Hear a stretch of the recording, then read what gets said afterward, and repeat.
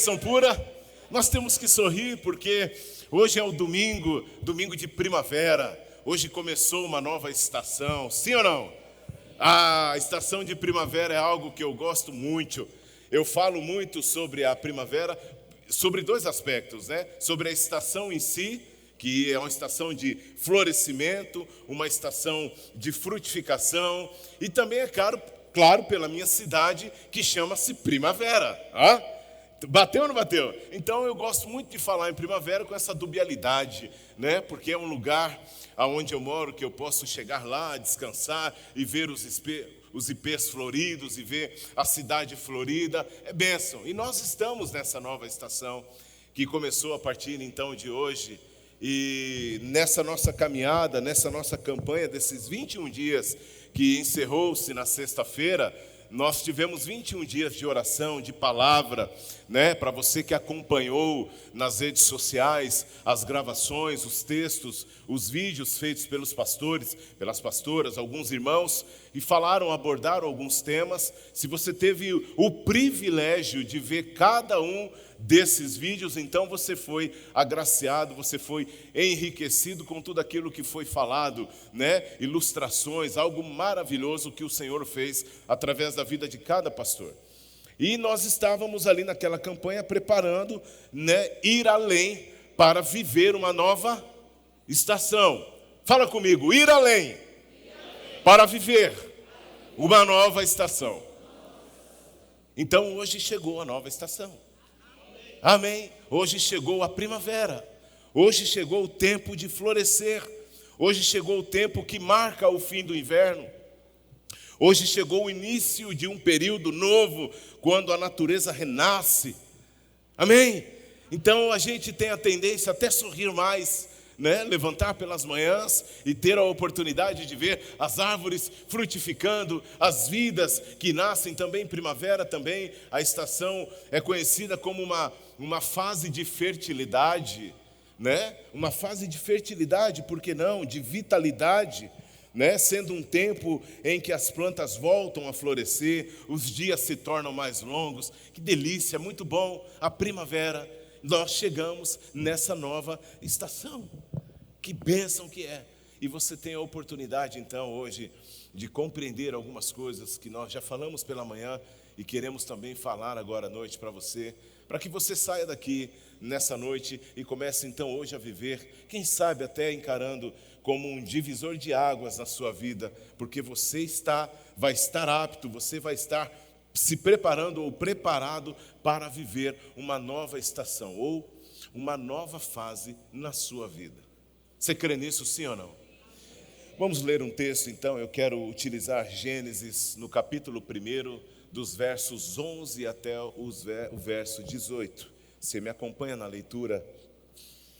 Então disse Deus: que a terra faça brotar vegetação, plantas que produzam sementes e árvores frutíferas, cujos frutos contenham sementes, sobre a terra de acordo com a sua espécie, e assim foi.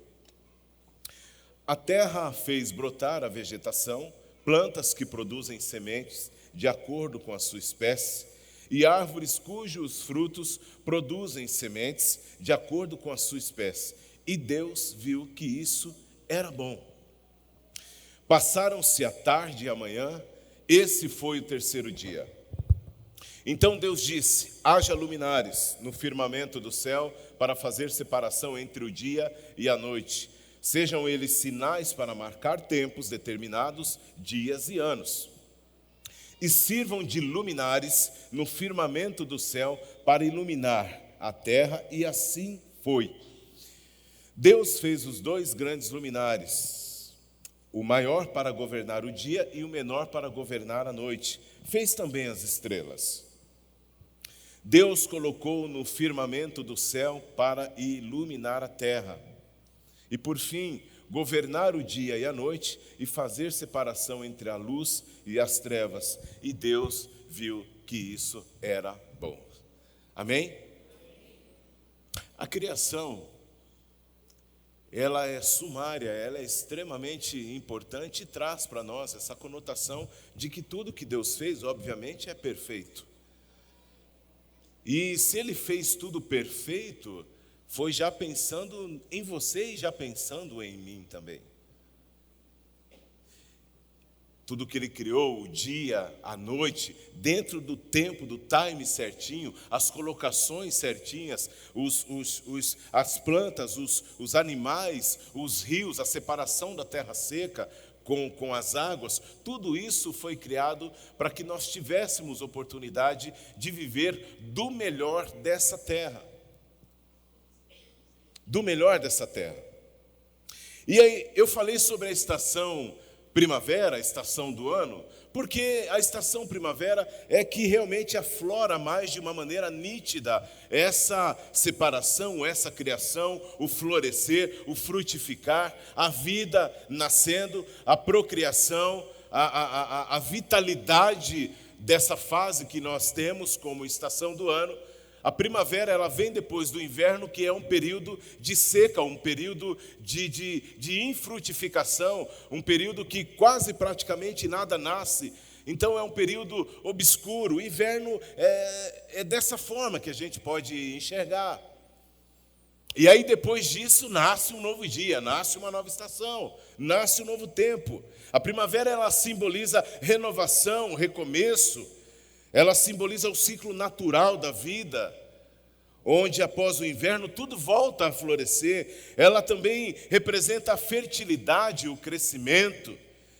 Então, ela traz consigo um aumento da vitalidade e da energia.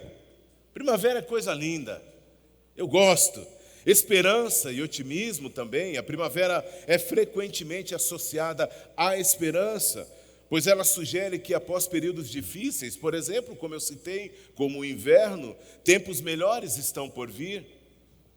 O florescimento das plantas, a volta do verde, as paisagens reforçam esse sentimento até de otimismo.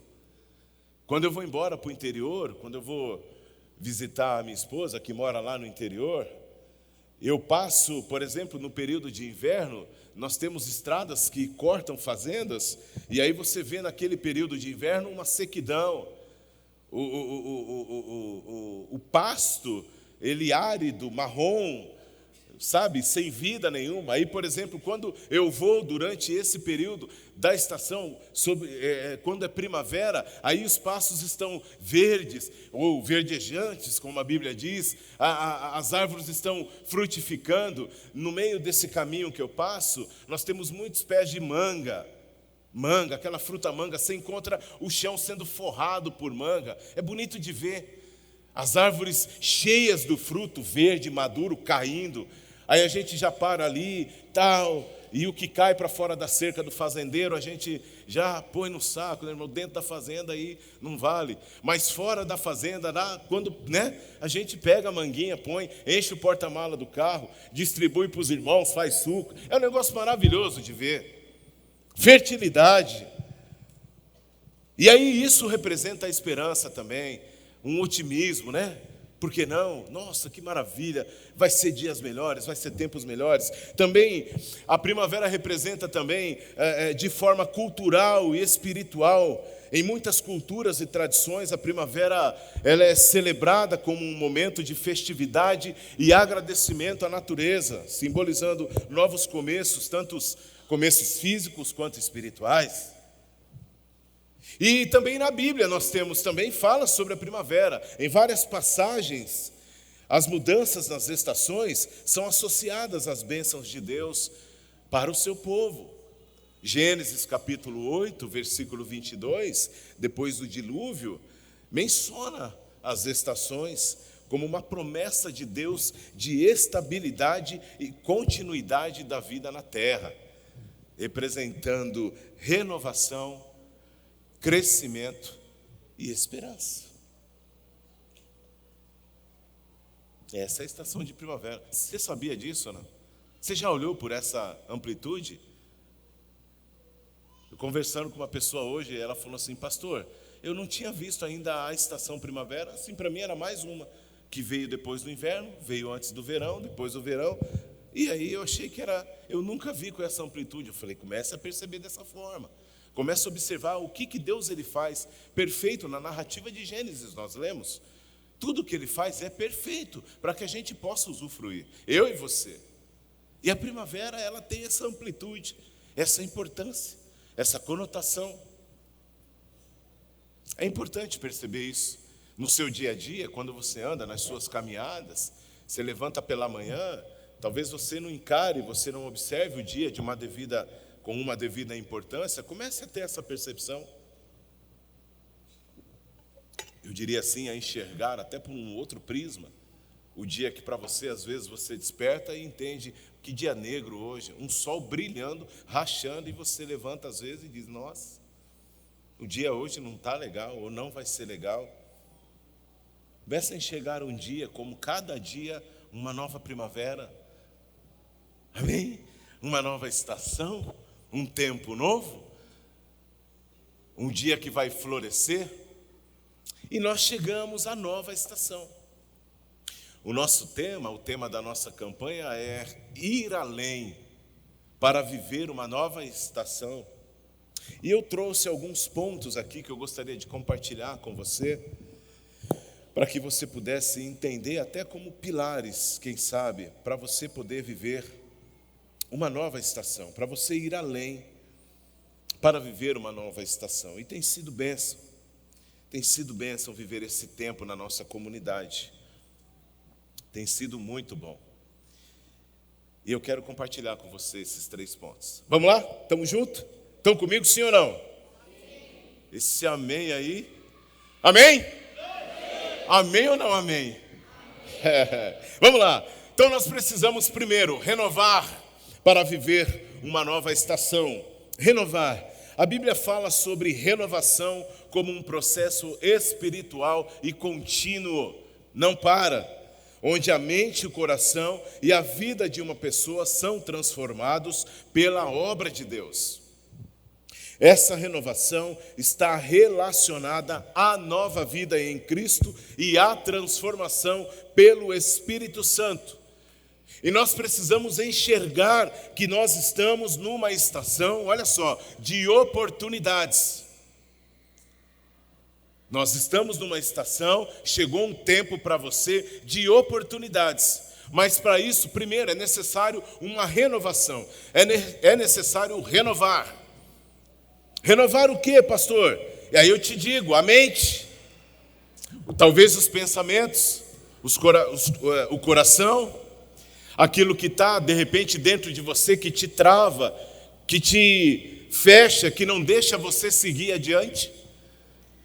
Você está vivendo esse tema, ir além, mas talvez você não consiga ir além, porque você precisa renovar, mudar até mesmo os teus pensamentos, quem sabe? Sei. Eu penso para mim, quando eu fui buscar essa palavra no Senhor, nesses pontos, eu falei, eu preciso também renovar. As coisas que eu acho, que eu penso que é necessário para a minha vida, em relação a se colocar à disposição, a viver uma nova estação, a ir além, a primeira delas, sem dúvida nenhuma, eu preciso mudar algumas coisas no meu pensamento. Eu preciso renovar a minha mente. Eu preciso enxergar que nós estamos com oportunidades, é necessário, e nós não podemos parar. Porque às vezes a gente para no marasmo, a gente para no desânimo. Nós precisamos impulsionar. E precisamos também ser impulsionados. Mas para isso é necessário uma renovação. Romanos capítulo 12, o apóstolo Paulo no versículo 2, ele diz, olha, não se conformem com este mundo, mas transformem-se pela renovação da nossa mente, da sua mente, para que sejam capazes de experimentar e comprovar a boa e agradável e perfeita vontade de Deus. Tem que mudar. Tem que mudar. Às vezes você tem tantas coisas boas na sua cabeça para você colocar em prática e você não coloca porque você pensa, talvez, quem sabe, eu já fiz isso, não vai dar, não sei, eu acho que não, aqui está bom, não, aqui está chique, vou ficar por aqui mesmo. Você precisa mudar, pensar grande, com perspectiva, com expectativa, criar uma visão de águia, olhar além do horizonte, da limitação que te limita, cada um na sua limitação. A renovação, irmãos, começa na nossa mente, iniciando com a rejeição de pontos que nos desanimem, que não nos deixa tomar impulso para viver uma nova estação. Você e eu precisamos deixar de lado o que nos desanima.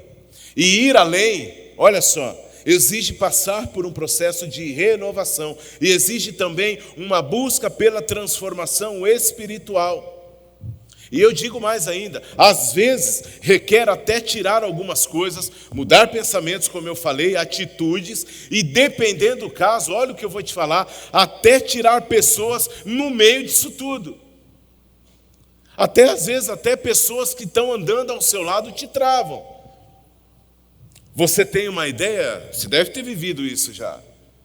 E aí você compartilha a tua ideia, olha, isso aqui, eu estou pensando nisso aqui, não vai dar não. Mas por que não vai dar? Não sei, eu sei que não vai dar. Oi? Você tem uma explicação plausível para dizer por que não vai dar? Não, não sei, eu vou orar e vou... Mas então como você fala que não vai dar? Você vai orar para saber se não vai dar? Então às vezes tem pessoas que estão ao nosso lado e que puxam o freio. E nos trava. E a gente não consegue passar por um processo de renovação. A gente não consegue sair desse marasmo. A gente fica sempre na redundância daquilo que nós estamos acostumados a fazer. E nós precisamos eliminar isso das nossas vidas. E não importa a idade. Talvez você deve estar pensando, o pastor está falando até alguma coisa legal, mas eu já estou nos 60, mas está vivo. Amém ou não? Está nos 60, está dando risada, está sorrindo, está vivo. Está comendo, está botando comida para dentro da barriga, está vivo, está viva. Então nós precisamos entender isso. Ir além exige mudanças, exige você compreender que tem que se fazer mudança. E nós precisamos da renovação pelo Espírito Santo. Tito, capítulo 3, versículo 5 diz, o autor, ele nos salvou, não por obras de justiça praticadas por nós, mas segundo a sua misericórdia, ele nos salvou mediante o lavar regenerador e renovador do Espírito Santo. Não é pelo que você fez, amém ou não? Mas é pelo Espírito Santo, não é pelo que você tem, não é pelo que você é, não é pelas suas condições, não é pela a maneira que você está vivendo, mas nós somos renovados mediante o Espírito Santo, que nos renova e nos regenera, e nos transforma. Você está entendendo, sim ou não?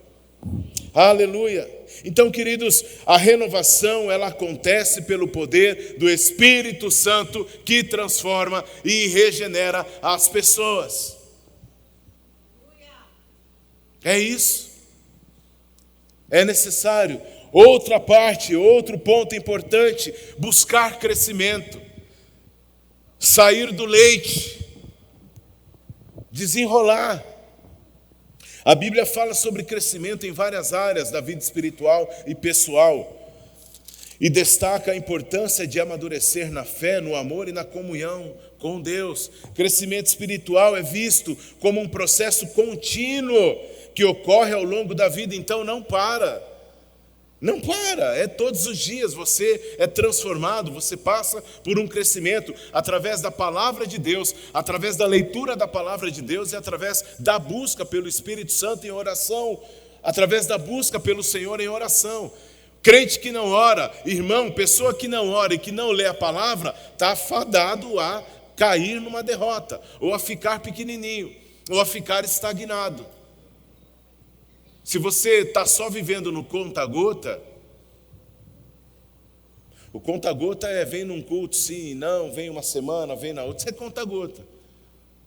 Se você não tem uma prática incessante de busca, de oração, uma praxis diária de caminhada com Deus para ouvir a voz dele, para ouvir o que ele tem para falar para vocês, para ouvir o que ele tem também para falar para mim, se você não buscar na palavra, você fica como criança. Como criança. Efésios, Paulo escreve no capítulo 4, versículo 15: antes, seguindo a verdade em amor, cresçamos em tudo naquele que é o cabeça, Cristo. Paulo enfatiza que os cristãos devem crescer em todas as áreas, conformando-se à imagem de Cristo. Olha só que legal isso, que bênção. Nós devemos desenvolver as nossas vidas de acordo com a imagem de Cristo, em conformidade com Cristo. Você é profissional X, Cristo. Você é professor, Cristo. Você é engenheiro, você é pintor, Cristo. Tudo que você vai fazer, toda a sua caminhada, tudo que você vai exercer de atividade, as suas relações, tudo tem que estar nas conformidades de Cristo Jesus, porque é Ele em você e é você nele. Fora disso, não dá. Não dá. Eu falei pela manhã, não tem como. Olha, às vezes acontece comigo. Não, esse é meu jeito. Pastor, não, esse é meu jeito, eu sou assim, eu nasci assim. Eu não citei de manhã, mas eu não sou assim, eu nasci assim. Lembra? Tem uma personagem assim, uma síndrome assim. Não dá para ser assim, porque agora você nasceu, mas você foi transformado. Você foi regenerado, você foi renovado, você foi mudado, você foi transformado pela graça de Cristo Jesus. Então já não é você, lembra Paulo? Não é mais você, não é mais ele, mas sim o Espírito Santo que habita nele. Então a partir de agora, então, são os frutos do Espírito Santo. Eu contei um exemplo que, conversando com uma pessoa, ela falou assim: pastor, eu sou assim mesmo. Eu sou assim mesmo, eu falo a verdade na lata, eu sou desse jeito. Eu falei, você é um ignorante. Você tem que falar as verdades, sim, mas não é machucando o outro. Você tem que mudar. Eu disse para a pessoa. Nós precisamos crescer, irmãos. Nós precisamos crescer com maturidade, em sabedoria. Hebreus 5:12, o autor também exorta os cristãos a crescerem na maturidade, saindo do leite espiritual e avançando para o alimento sólido. Provérbios 1:5, o sábio ouvirá e crescerá em entendimento. A sabedoria é vista como um aspecto fundamental, olha só, do crescimento pessoal e espiritual, desenvolvendo discernimento e sabedoria ao longo da vida. Não podemos parar.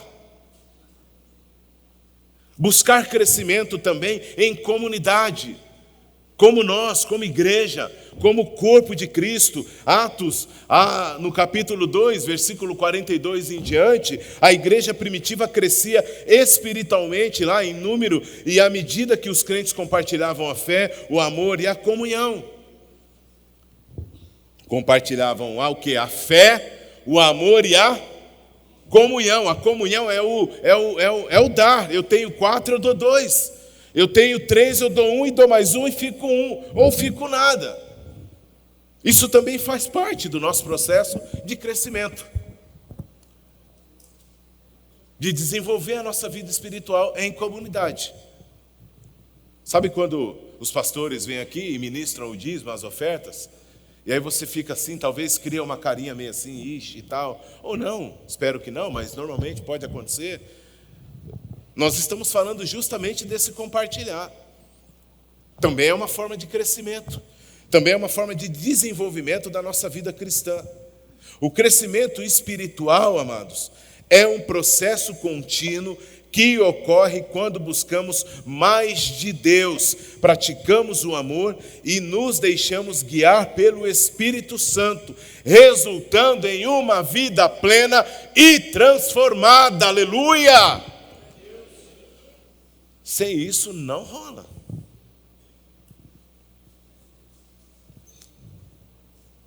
Você quer viver mais além? Você quer ir além, aliás, para viver uma nova estação? Eu estou meio... Hoje, agora à noite, está meio um negócio aqui, hein? Dá vontade de gritar um sai! Mas não, mas é só o cabo que está atrapalhando. Você quer viver um além? Sim ou não? Irmãos, estamos juntos ou não? Poxa, é a primeira vez que eu estou pregando na igreja, eu sempre fiquei pensando, né? Como é que vai ser? Tá? Hoje de manhã eu falei isso. Falei, será que eu vou ouvir dos irmãos lá um amém, uma concordância, um glória a Deus? Sim ou não? Ah, aleluia. Será que vai ter também uma... Amém? Não é para mim, não. Eu fiz isso de manhã também, brincando. Mas eu quero que você caminhe comigo nisso. Não perca o fio da meada, não. E eu vou terminar já. Tem mais um ponto importantíssimo, e que esse ponto normalmente bate na tecla de todos nós. Seja de uma maneira temporária, às vezes, ou de uma maneira definitiva. Seja de uma maneira assim que vem e vai, mas eu quero falar com você que também, que para viver uma nova estação é necessário ter esperança. Ter esperança. E talvez soe para você como estranho, porque você pode pensar, mas nós somos todos servos de Deus, e como é que pode se perder a esperança? Ou pode não ter esperança? Esse terceiro ponto, ele é muito marcante, ele falou muito ao meu coração. Abra o seu coração também ainda. A Bíblia fala sobre a esperança como uma confiança firme em Deus e em suas promessas, mesmo em meio às dificuldades. A esperança bíblica está profundamente ligada à fé e ao conhecimento de que Deus é fiel para cumprir o que prometeu. Amém ou não? O que Ele prometeu, irmãos? No conjunto da obra, a vida eterna. Para você, para mim, há promessas também de Deus. Talvez a sua ou as suas promessas em relação ao teu cotidiano, talvez seja diferente das minhas. Mas o cerne central da promessa de Deus está na vida eterna.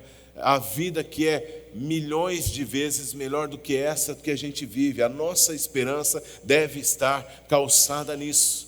A nossa esperança não é naquilo que a gente vê, não é naquilo que a gente tem, não é naquilo que a gente vai buscar para conseguir, não é no emprego que você tem, não é. A nossa esperança deve ser em Cristo Jesus, o nosso autor e consumador da fé, aleluia. Ele, é nele, é só nele que nós devemos alimentar as esperanças para as nossas vidas. É só nele. Esperança em Deus, as suas promessas. Salmos 39, versículo 7, o salmista declara: e agora, Senhor, o que posso esperar? Ele declara: a minha esperança está em Ti. Esse versículo, olha, reflete a confiança do salmista em Deus como a única fonte verdadeira de esperança. Não adianta, você pode até ter expectativa em alguma coisa ou em alguém, mas a sua esperança principal, ela deve ser calçada no Senhor, porque é Ele quem declara as promessas sobre as nossas vidas e não a outro. Aleluia! Não fica voando aí não, irmãos, na maionese, sendo levado ao vento às vezes, por coisas que você acha são factíveis, que são, vai ser, acho que vai acontecer, alimentando esperança naquilo que pode te decepcionar, pessoas, coisas. Deus, Ele jamais nos decepcionará. Talvez Ele não dará a resposta da maneira que você quer, ou até mesmo atender a demanda que você tem. Mas é porque Ele sabe o que é bom, Ele sabe o que de fato fazer para que você se achegue mais perto dEle e para que você não se perca no meio do caminho, porque pode ser que Ele te dê alguma coisa, que Ele conceda em oração alguma coisa e você se disperse e se afaste e se perca no meio do caminho, mas Ele é Deus, Ele não permite isso, porque a promessa dEle, a esperança que nós temos nele é na vida eterna, é no gozo eterno, é naquilo que Ele nos deu, é naquilo que na cruz, naquele preço que Ele pagou, por dar o seu único filho por amor de mim e você. Aleluia, só isso já seria suficiente, só isso já deveria fazer sentido e ser suficiente nas nossas vidas. Jeremias, o profeta, capítulo 29, versículo 11, ele diz: só eu conheço os planos que tenho para vocês, prosperidade e não desgraça, e um futuro cheio de esperança. Você entendeu isso ou não? Olha que palavra profética preciosa. Hoje Ele está falando isso também para você e para mim. Hoje Ele está falando para você e para mim.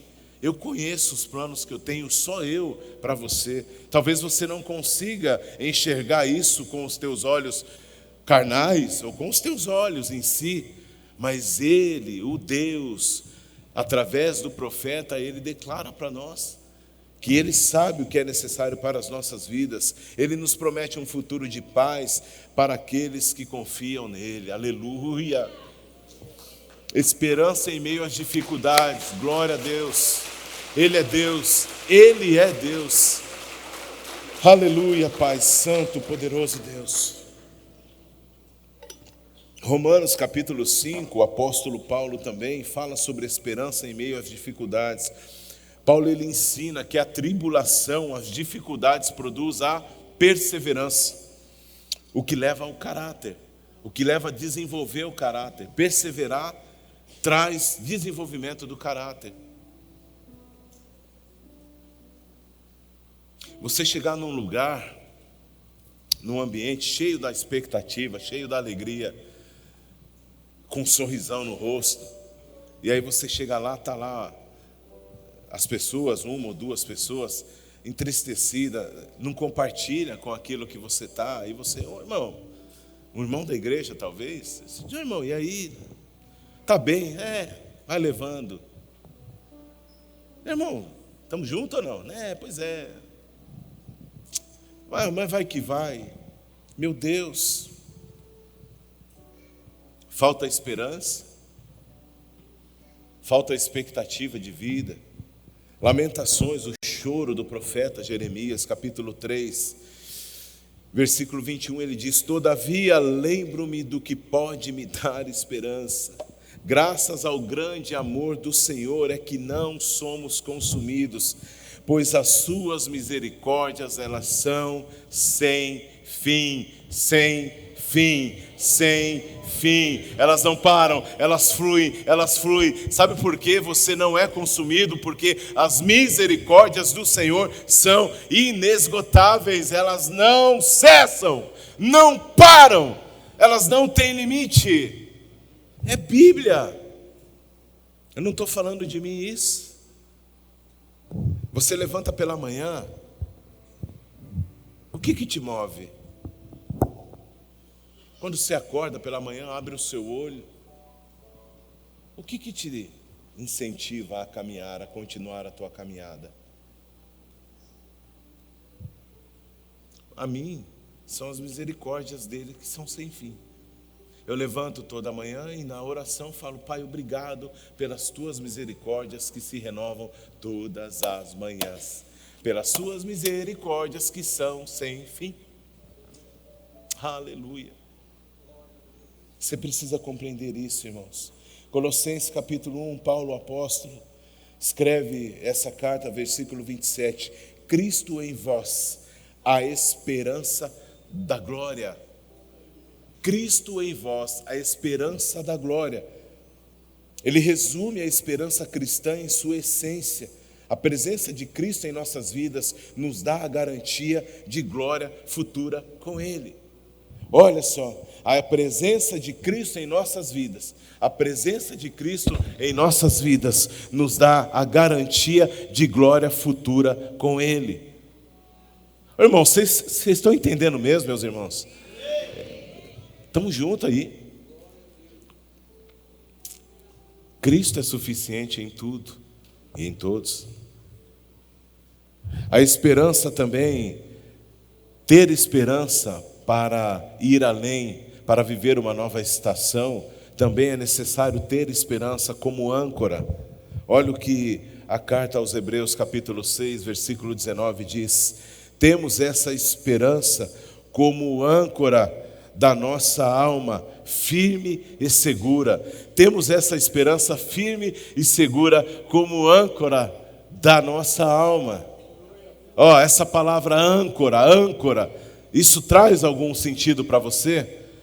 Então vou te explicar mais ou menos. Barcos navios utilizam para dar estabilidade. Hoje de manhã eu falei, eu tenho um barquinho, eu tenho um botezinho de 6 pés com motorzinho de 25. Aí de vez em quando eu vou dar umas voltas, boto a minha esposa lá na ponta e eu aqui na outra ponta e acelero. Aí ela, segura, e vai que vai. Aí nós vamos até o meio do rio. Chega no meio do rio, pastor Zezinho, eu pego uma corda que eu tenho amarrada num paralelepípedo, pastorzão, e eu jogo lá, ela para, estabiliza o barco. Aí fica lá no meio do rio, lá no léu, lá, só eu e minha esposa, aleluia! Meu, estamos juntos? Não! A gente fica lá pescando, irmãos. Glória! Orando, aleluia! Nós precisamos compreender que a esperança aqui é descrita como uma âncora que nos mantém estáveis e firmes em meio às tempestades da vida. Confiando no caráter imutável de Deus. A tua âncora, ela deve dar estabilidade, a esperança. Sabe quando você está cambaleando? Quando você está vendo a dificuldade vir, quando você está vendo que está apertando cada vez mais a questão, o relacionamento, o trabalho, o estudo, enfim, as coisas do dia a dia que trazem nós e jogam-nos no chão em confronto. E aí você começa a dar uma cambaleada. Nós já ouvimos como pastores, eu tenho certeza, vários aqui já ouviram, pastor, eu estou pensando em sair fora. Eu vivi uma experiência esses dias conversando com um rapaz e falando com ele, e ele falando assim, eu já fui crente. Falei, sério? Eu já fui crente, eu já fui ministro de música, eu já fui, aleluia, eu já fui cantor, eu já dirigi igreja, eu falei assim, cara, e você já serviu a Deus também? Você vivia com Deus também? Você tinha um relacionamento com Ele também ou não? Porque até agora você falou que largou a igreja porque você se decepcionou com tudo. Quem estava desequilibrado? A tua esperança estava voltada aonde, meu irmão? Eu perguntei a ele. Você estava linkado no quê? Nas coisas que você fazia? No teu grupo de música? No teu ministério? No teu pastor? No ser humano que te decepcionou? Não era legal ter olhado para a cruz de Cristo, que é a nossa esperança, porque ela está vazia? Sabe qual é a nossa dificuldade maior? É que às vezes nós confundimos a esperança como algo pontual, como um otimismo. A esperança bíblica não é um otimismo. Se você tem às vezes otimismo, não tem problema nenhum, faz parte. Mas a esperança bíblica, ela não gira em torno de um otimismo momentâneo. Você levanta pela manhã, hoje vai dar bom. Aí não dá bom, você, o Senhor não me ama. Aí você cambaleia, aí desequilibra. E a âncora você não lançou, você não jogou. Não, a minha esperança é em Cristo. Hoje vai dar bom, não deu bom, então amém, porque eu estou em Cristo Jesus. Amanhã vai dar bom, se não der bom, vamos que vamos. E vivendo na esperança, como âncora, Cristo Jesus, porque a nossa esperança é fundamentada na morte, no sacrifício e na ressurreição de Cristo Jesus, por amor a mim e amor a você. Eu e você estaremos sendo egoístas se nós buscarmos motivos para caminhar, para servir, para estar pronto a ser servo do Senhor, somente se nós formos abençoados. Somos egoístas se pensarmos dessa forma, porque não é meritocracia. Ele não dá para você alguma coisa a mais que não dê para outro, porque você esteve aqui todo dia. Não é assim que funciona. Não tem meritocracia no reino de Deus. Ele olha todos nós de uma maneira igual, todos como servos, e não tem mais nada além disso. A sua esperança não pode ser perdida, e muitos já perderam, estão vivendo a vida na banguela, na pista, E se encontrar uma subida, volta para trás. Já viu o caminhão grandão? Quando sobe, não tem freio, não tem âncora, não tem como travar. Ele vai e volta e sai, detona tudo que está para trás. Às vezes a sua vida está desse jeito. Você está na pista, está na banguela. Vai que vai. Vou na igreja um dia que dá, 10 dias que não dá também não vou. Vai só na moral, em cima do muro. Não é isso. Nós não devemos viver dessa forma. Nós não devemos viver dessa forma.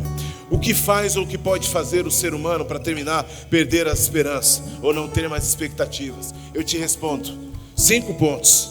O que pode fazer alguém perder as expectativas, perder a esperança em Cristo Jesus? Normalmente, dificuldades prolongadas. Você não consegue andar mais de 1 légua. Parou, primeira dificuldade, já não sou mais crente. Fracassos repetidos. Falta resiliência. Ou falta ainda pensamento de não tentar mais aquilo porque você já fracassou. Então vamos para outra. Renovar a mente. Lembra disso? Terceiro, problemas com depressão, ansiedade, patologias clínicas, falta de propósito ou sentido da vida, ou então a perda da fé. Ou a perda da fé. Sabe, muitos já chegaram a esse patamar de perder a fé. E aí eu falo para você, nós oramos, nos preparamos 21 dias e estamos em maratona, encerrou a maratona, né? Encerramos a maratona hoje de oração e estamos na primavera. E aí? Estamos na estação que floresce. Estamos na estação que frutifica. Estamos na estação que traz vitalidade. E aí? Eu falei para vocês que no começo que eu amo a primavera, a estação primavera, porque ela me dá esse sentido. E eu começo a olhar diferente quando chega a primavera. E você? Já perdeu as esperanças, meu irmão, minha irmã? Você que chegou aí talvez hoje sem esperança nenhuma. Você quer ir além, quer caminhar, indo além. Coloque-se de pé todos, por favor, em nome de Jesus.